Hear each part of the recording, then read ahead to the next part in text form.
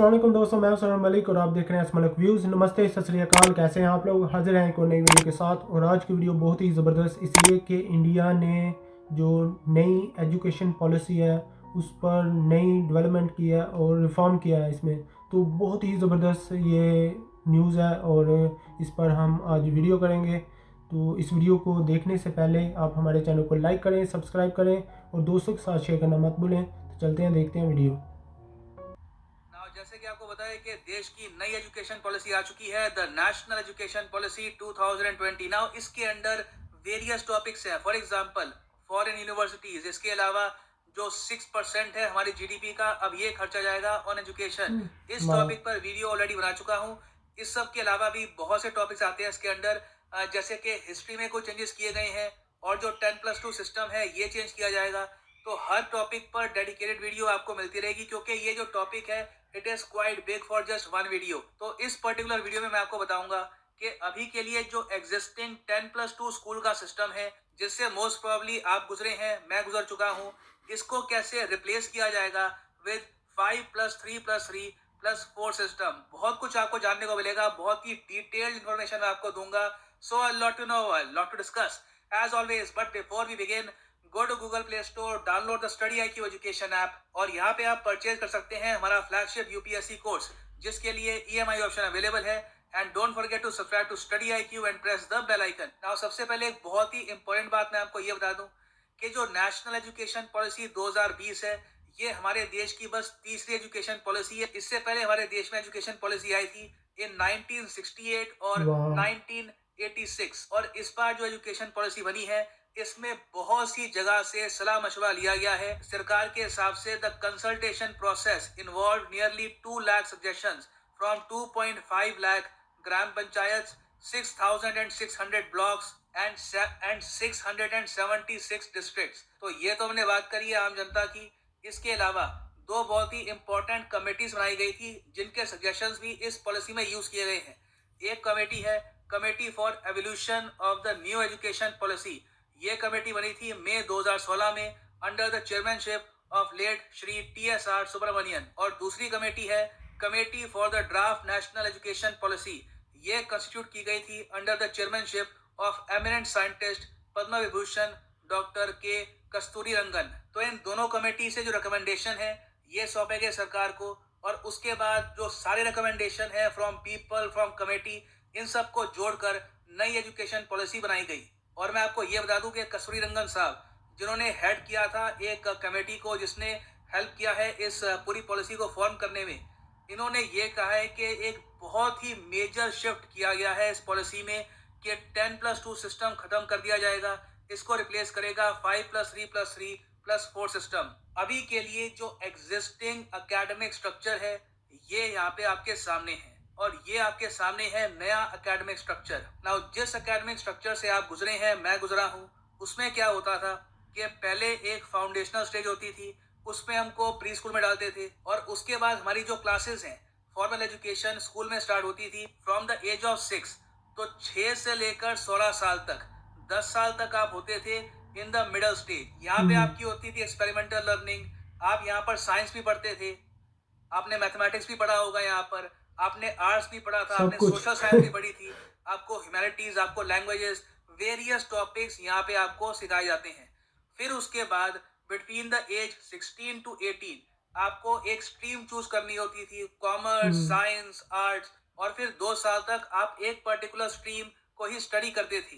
ना इसको तोड़कर हमने यहाँ पर 4 भागों में डिवाइड कर दिया है, जिसमें पहले तो ये कहा जा रहा है कि जो फाउंडेशनल स्टेज है इसको ये थोड़ा सा बड़ा कर देंगे। ना पहली बात मैं आपको ये क्लियर कर दूं कि जो यहाँ पर लिखा हुआ है 10+2, हम देखते हैं 10+2 मतलब कि 12 साल, ठीक है। फिर हम पढ़ते हैं 5+3+3+4। तो ये तो सब हम अगर ऐड करें तो ये तो हो गया 15।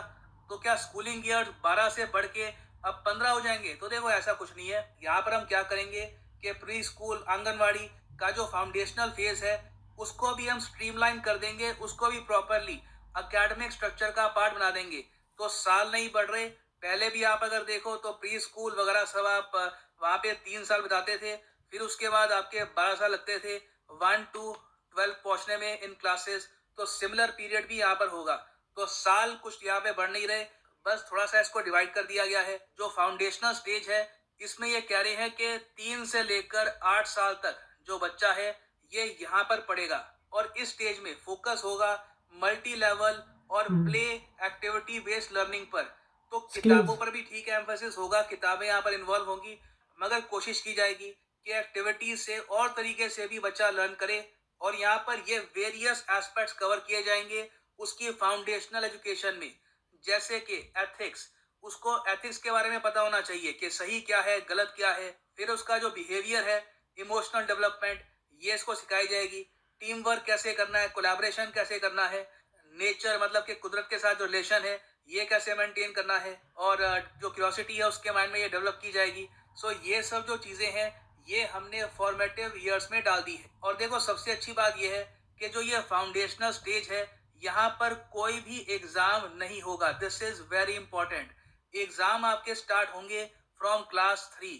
तो कई लोग कमेंट करते हैं कि काश मैं आज पैदा होता 2019-20 में ताकि इस एकेडमिक स्ट्रक्चर में पढ़ने का मौका मिलता। वो ठीक कह रहे हैं, ये बहुत ही ज्यादा अच्छा स्ट्रक्चर है। इससे एक बच्चे पर मेंटल स्ट्रेस कम पड़ेगा। यूरोपियन 8 सिस्टम है साल वो। की उम्र तक उस पर एग्जाम का प्रेशर नहीं होगा और उसको काफी इनोवेटिव तरीके से एजुकेशन प्रोवाइड की जाएगी। क्योंकि जो एग्जाम है ये स्टार्ट होंगे फ्रॉम ग्रेड 3।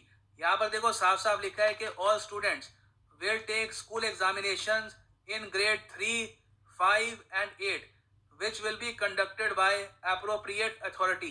तो यहाँ से लेकर यहाँ तक एग्जाम होंगे और ऐसा भी नहीं है कि बोर्ड एग्जाम हट रहे हैं, बोर्ड एग्जाम भी रहेंगे। हाँ, ये कोशिश की जाएगी कि उनका ज़्यादा एक होलिस्टिक अप्रोच हो, उस पर अभी हम बात करेंगे।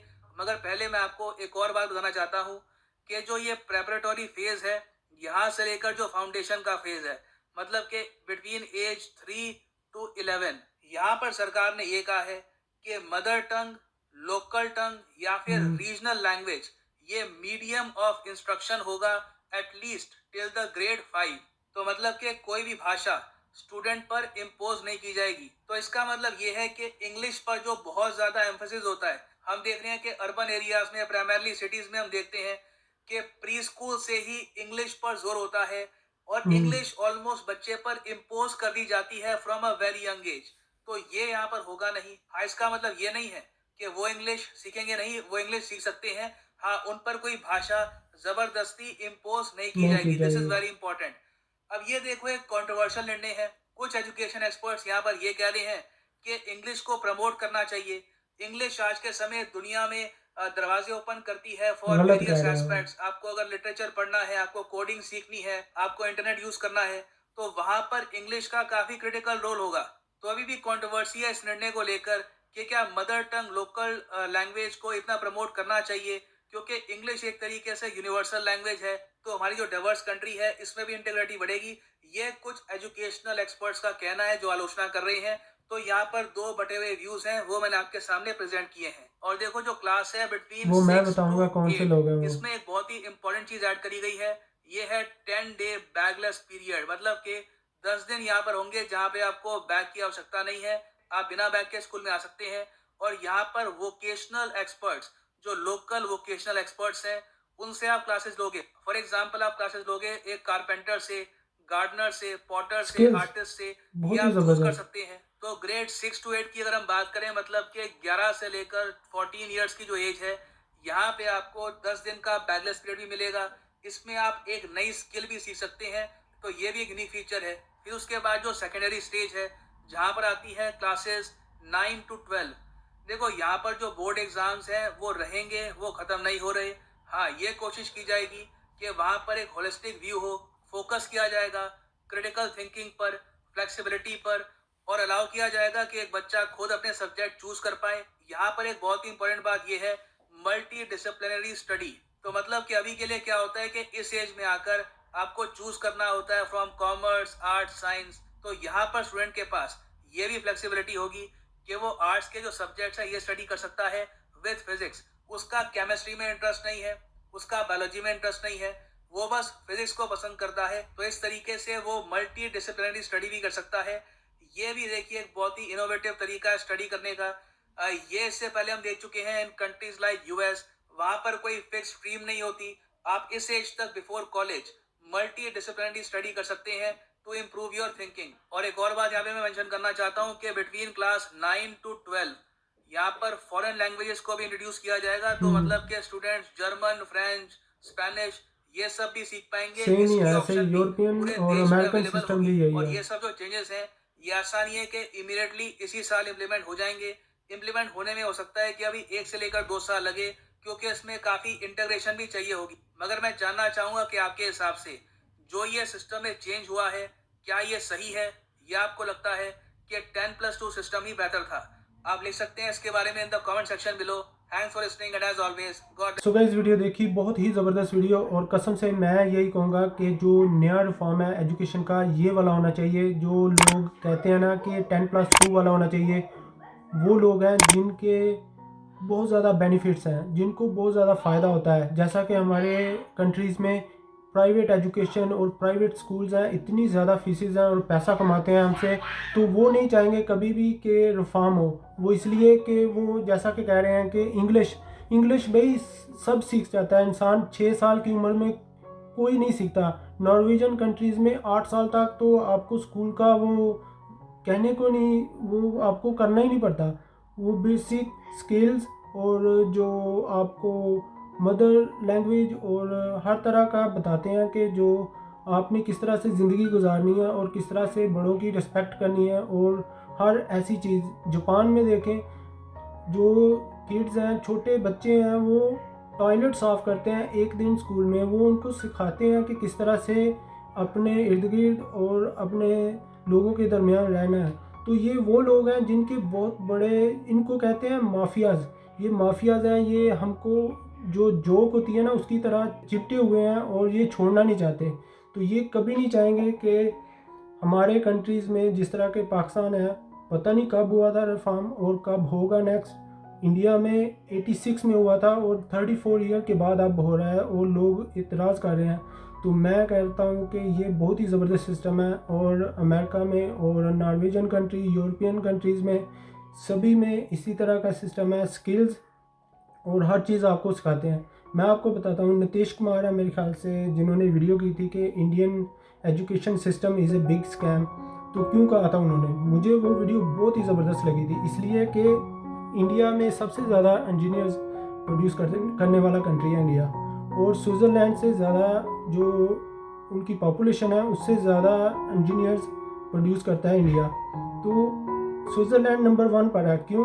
क्योंकि उनमें स्किल्स ज़्यादा हैं। हम स्किल नहीं सिखाते, और किताबें जो हैं वो हम पढ़ते हैं और उसी में घुस जाते हैं, और उसके बाद कुछ भी नहीं। आप देखें, 4 साल का बच्चा हम स्कूल में छोड़ आते हैं। इतनी ज़्यादा बुक्स, इंग्लिश, पता नहीं कौन कौन सी ऐसी बुक्स हैं कि हमें अपने गवर्नमेंट के स्कूल्स हैं उन पर एतमाद नहीं है, और प्राइवेट स्कूल्स में हम अपने बच्चों को छोड़ाते हैं कि अच्छी एजुकेशन है, और वो इतनी ज़्यादा फीसेस हैं। वो कभी भी नहीं चाहेंगे कि रिफॉर्म हो। तो ये वीडियो बहुत ही ज़बरदस्त यार, मुझे तो एकदम मस्त लगी, और इसी तरह से अमेरिका में और यूरोपियन कंट्रीज़ में सभी इसी तरह है। सो गाइज़, ये थी हमारी आज की वीडियो। आपको हमारी वीडियो कैसी लगी? अगर आपको हमारी वीडियो अच्छी लगी तो आप हमारे चैनल को लाइक करें, सब्सक्राइब करें, और दोस्तों के साथ शेयर करना मत भूलें। तो मिलते हैं नेक्स्ट वीडियो में। अल्लाह हाफिज़।